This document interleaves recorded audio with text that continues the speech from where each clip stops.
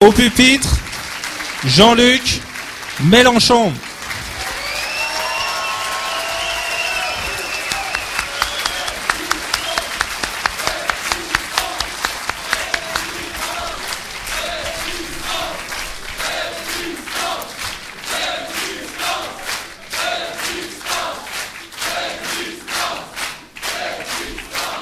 Bon. C'est bien. L'Alsace, la belle, la rebelle. On va voir. Faites pas les malins, on va voir le résultat. On va pas m'en compter comme ça, moi.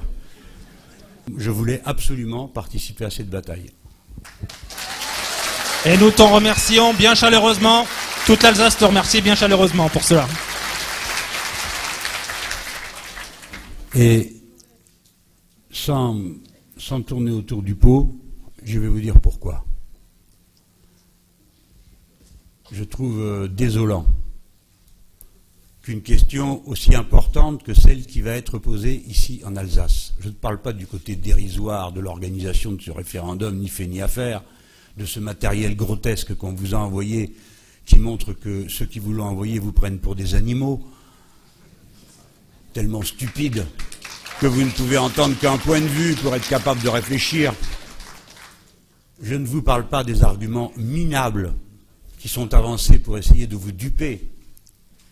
Mais la question qui est posée à travers le rêve fou de Philippe Richer d'être élu par vous, prince de l'Alsace, archiduc de Mulhouse et de Strasbourg, et que sais-je encore, et de Colmar, n'oublions pas, ça pourrait fâcher. Non, ce ne sont pas ces aspects misérables et dérisoires de personnages de mauvaise comédie. C'est la question de fond, pour la première fois en France, en Alsace, mais pour la première fois en France, à la faveur de textes de loi qui sont souvent de véritables complots, davantage que des textes de loi, on va proposer à un parti du territoire national de se donner une identité, non pas avec tous les autres, mais à distance des autres. Le principe fondateur de la patrie républicaine des Français, c'est l'égalité.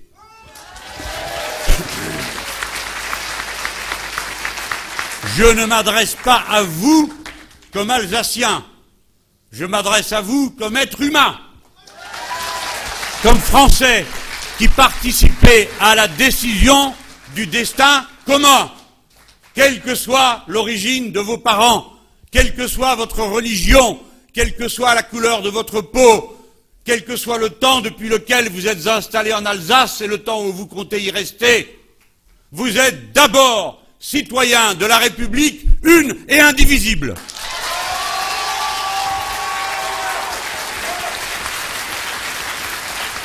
Ceux qui vous proposent de faire l'Alsace vous proposent de faire l'Alsace en défaisant la France. Voilà. Et il ne faut pas tourner autour du pot.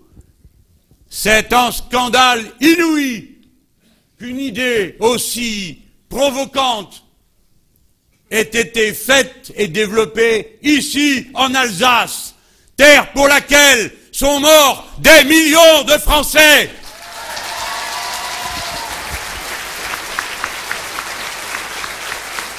L'Alsace est française. Elle doit l'être à part entière, comme le pensent tous ceux qui vivent ici. Non, les Alsaciens, ce n'est pas la petite équipée pitoyable qui prétend se fabriquer un duché. L'Alsace, c'est celle de ceux qui travaillent, celle de ceux qui pensent, rêvent et aiment leur pays tout entier, qui savent que demain, peut-être, leurs enfants iront travailler dans le Languedoc ou bien en Bretagne, et qu'ils sont alors directement concernés par les conditions dans lesquelles leurs enfants seront accueillis dans ces régions, et comprenant par là même que les enfants des autres sont concernés par les conditions dans lesquelles ils seront accueillis ici. dans un moment, je vais vous faire de la philosophie. Mais pour l'instant, je veux d'abord vous dire pourquoi je me sens si directement concerné par cette affaire. Comme d'innombrables personnes, et sans doute plus qu'on ne le croit dans cette salle, des destins étranges qui font la vie des gens ont roulé les miens d'Italie, d'Espagne, vers l'Algérie, alors française, le Maroc, protectorat, et puis, lorsque ces peuples, s'étant libérés, ont pris en main leurs affaires, nous voici repartis, et arrivés ici, avec nos noms un peu bizarres des fois, faire français comme tout le monde. Eh bien, des comme moi, vous en avez des milliers, des millions. Chacun d'entre vous a au moins un arrière-grand-père étranger, une arrière-grand-mère.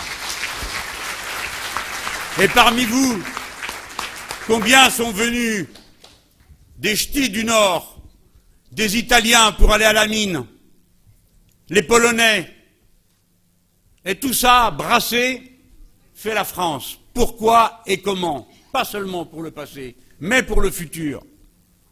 La jeune génération issue de l'immigration est française.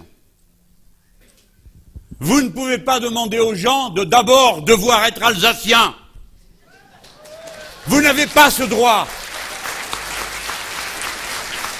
Il faut laisser la gentillesse, la bénévolence de l'existence faire vos choix, et non pas l'injonction, l'exigence d'une identité qu'on vous impose de l'extérieur. Il faut nous donner notre chance à nous. Qui ici vous commencez, ici à vous dire alsacien, là-bas seulement breton, encore ici je ne sais quoi, mais où je vais moi? Où vous allez vous? Où vont vos enfants? Où est la grandeur d'être français? La grandeur d'être français en ce moment, ça le fait pas, hein.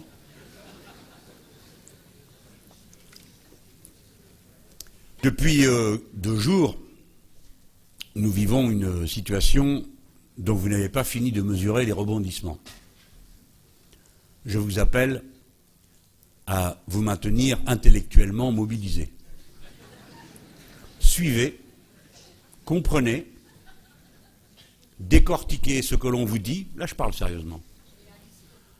Parce que le poison est en train de se répandre. Ainsi donc, un pourri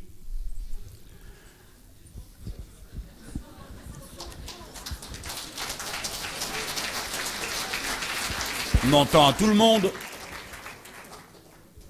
mégoter les subventions ici et là, les fonds pour les services publics,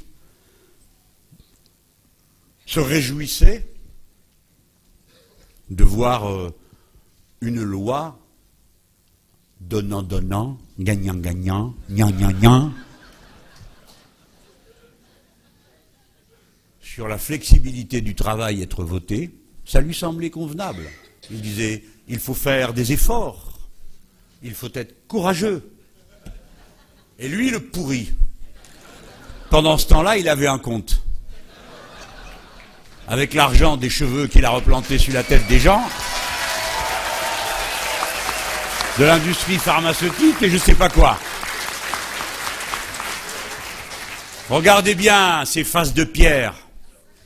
Quand ils vous parlent de haut, quand ils ouvrent la bouche, vous avez l'impression qu'ils ont sorti le fouet. Ils parlent toujours comme les maîtres aux esclaves. Vous vous souvenez comment il m'a parlé? Il paraît que j'étais seul. Je ne crois pas à la lutte de classe, dit-il. Elle t'a rattrapé, mon grand.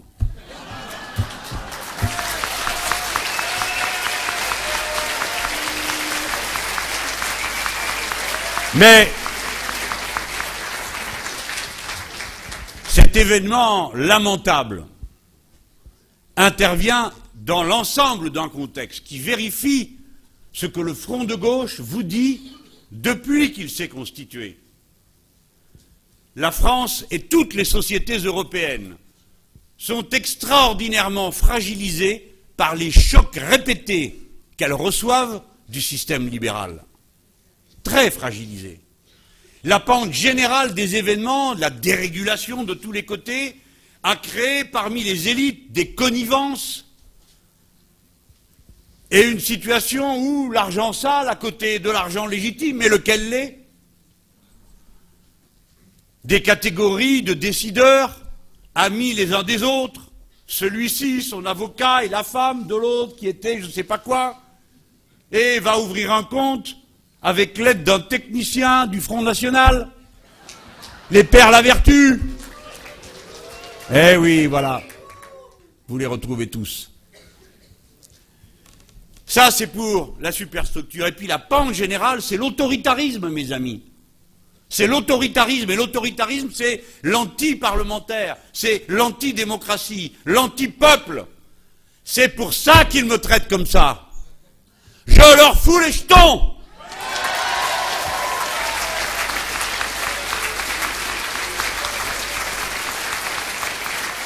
J'ai dit, puisque vous nous empêchez de rêver, nous vous empêchons de dormir.